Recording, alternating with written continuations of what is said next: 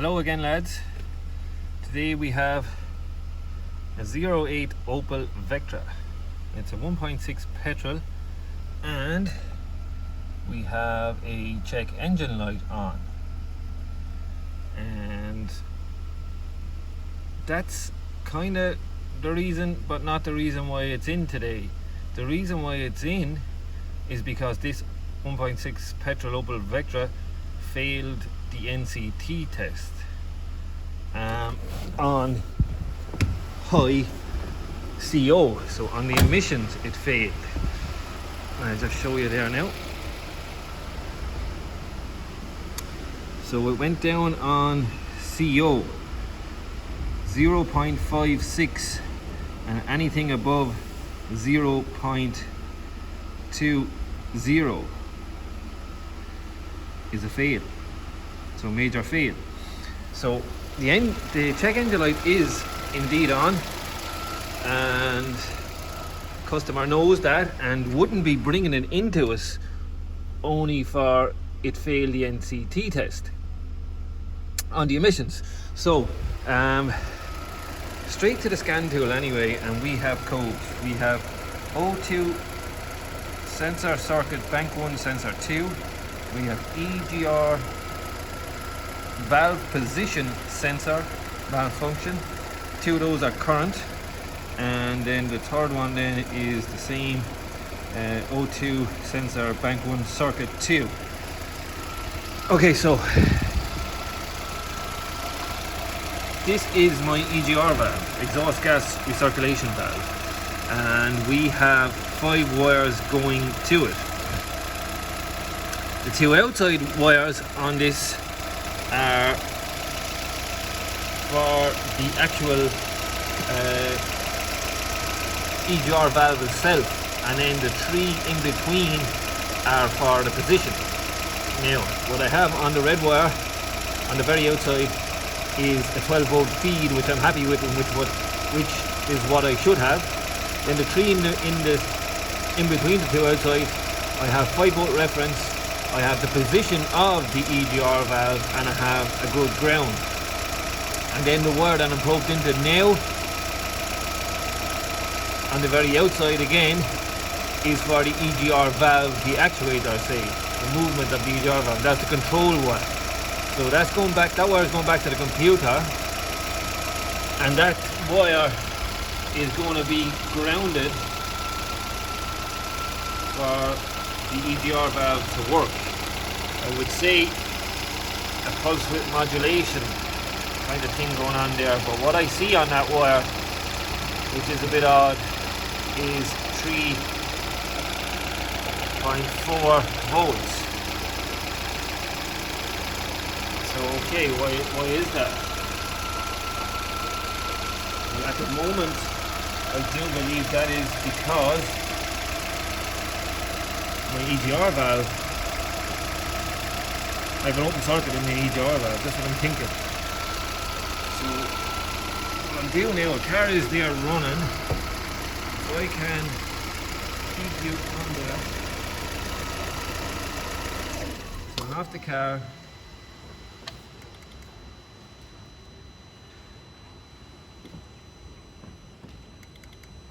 And the ignition is on. Okay, I thought that at some point dropped down.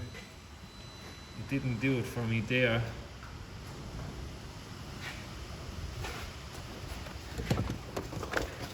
Okay, I'll just again go to the other side.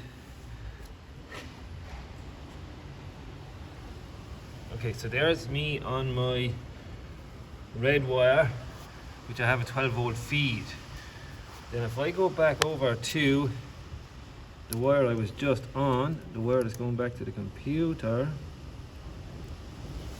I still have that 3.47.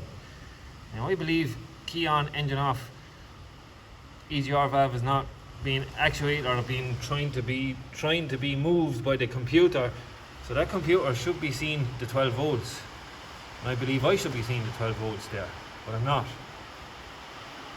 So my next move now is I'm going to disconnect the plug off of that, and the pins on the EGR valve will get an ohm meter across them and see what we're reading. I suspect I'm going to have an open circuit there, and that voltage I'm seeing here is just a bias voltage from the computer, because the computer is expecting to see 12 volts right now on that wire, if that makes sense to you. Okay lads, just with the key, flicking the key on and off, I am seeing activity on that wire. That is from the computer. It is bringing it down to 0, pulsing it.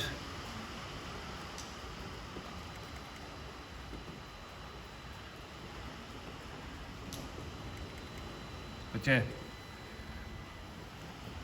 I think it's just an EGR valve is at fault here. Key on, key off. It's making it do that. Okay lads, I have my ohm meter hooked up to the EGR valve. EGR valve disconnected. I have it onto the two pins, the two outside pins, and we have a well. So EGR valve has failed, giving us the P1405. EGR valve malfunction. So we need an EGR valve to fix that fault. Let's now go down and have a look at the O2 sensor. Bank 1 circuit. Bank 1 sensor 2. So the one after the cat. Okay lads, we have a few PIDs up there on the scan tool there. So we're in fuel system 1 with a closed loop. Long-term fuel trim is good at 0%. Oxygen sensor output voltage, bank 1 sensor 1 is switching from rich to lean, but our second sensor, which we have the code for, stuck at 1.24 volts. That is out of its range there. Its range really should be between 0 and 1 volt. Scratch that.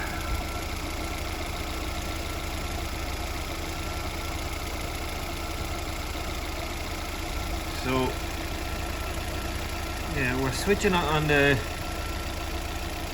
first sensor from rich to lean, but here we are stuck at 1.24 volts, and all the other numbers look good. 0% fuel trims, short term, long term. So that is why we have a code anyway for sensor 2.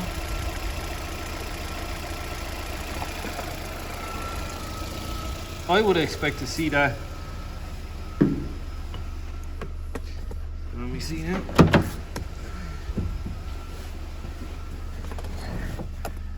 We are up to operating temperature.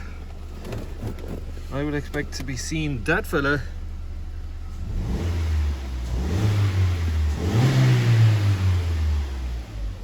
down at maybe 0.5, 0.6.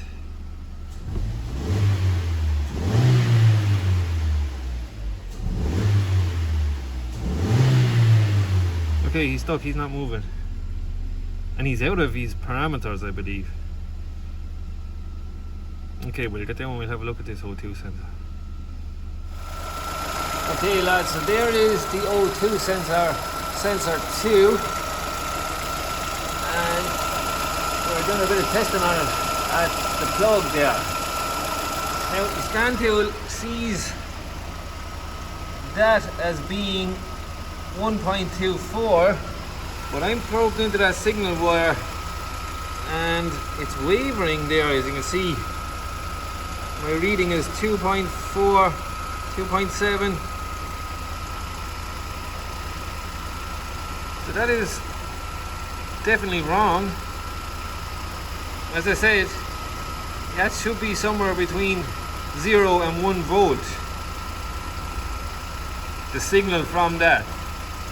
And a good cat, I would say about 0.5, 0.6 should be stagnant there, and should be a flat line like that about 0.5, 0.6 shouldn't be mimicking the first O2 sensor.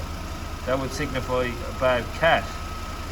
But I'm looking at it here now and I'm thinking we have a failed O2 sensor, sensor 2 right there.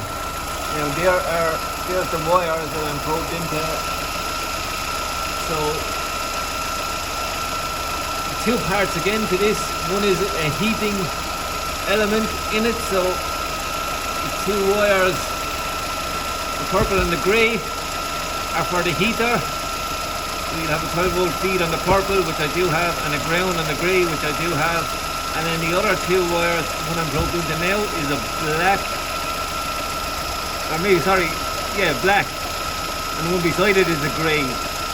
So the two middle ones are two grounds.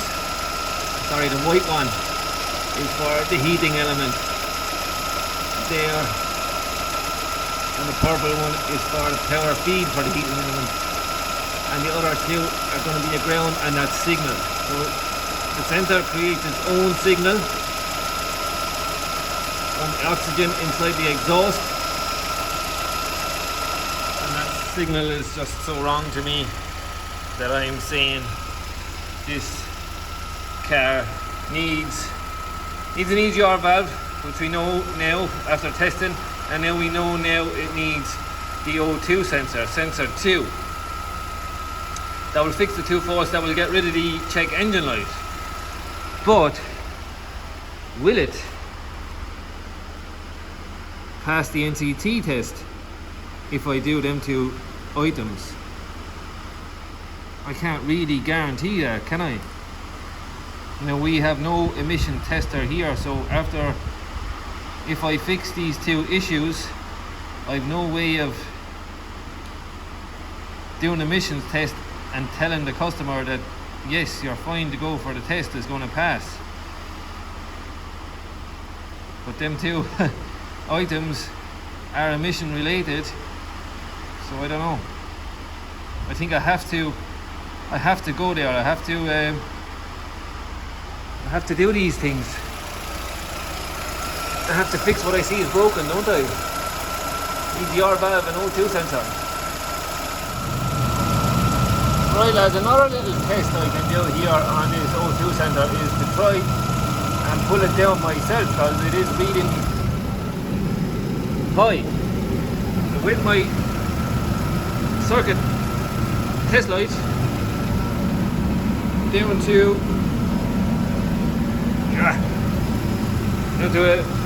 just connected to the battery ground there. If I just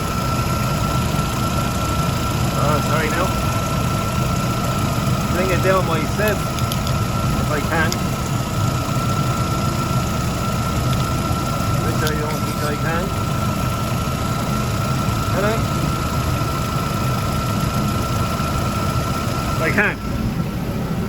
See, we can bring it down off.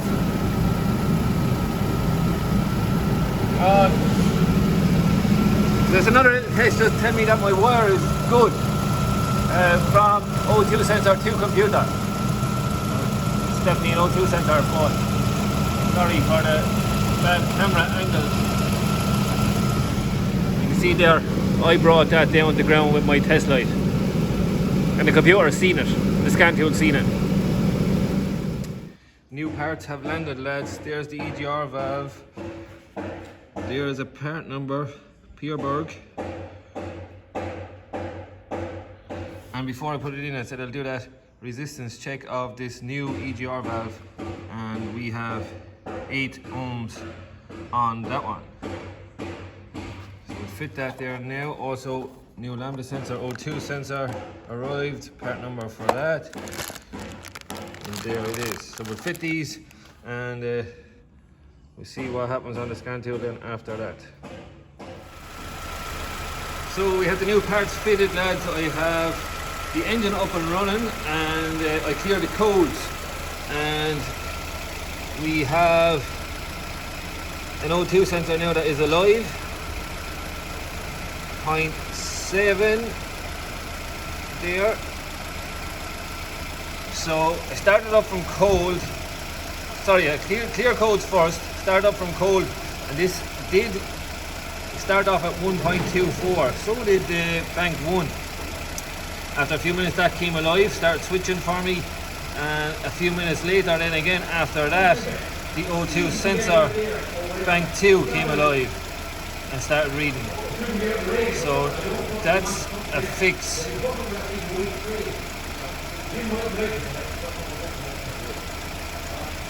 On the O2 sensor anyway, and our EGR valve there is fitted. So looking fairly good at the moment. I don't want to see that do too much switching around there now like that. I'll leave it idle there for a while, leave it warm up.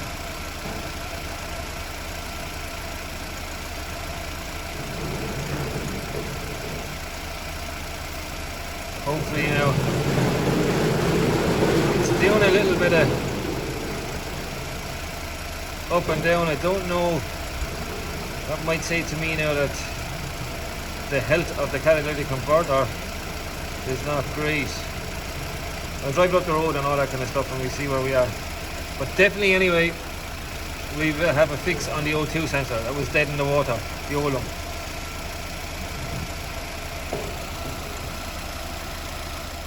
Okay lads, so there's the Vectra. The codes have been cleared, the check engine light is off, the car was up the road, and I didn't get back any faults.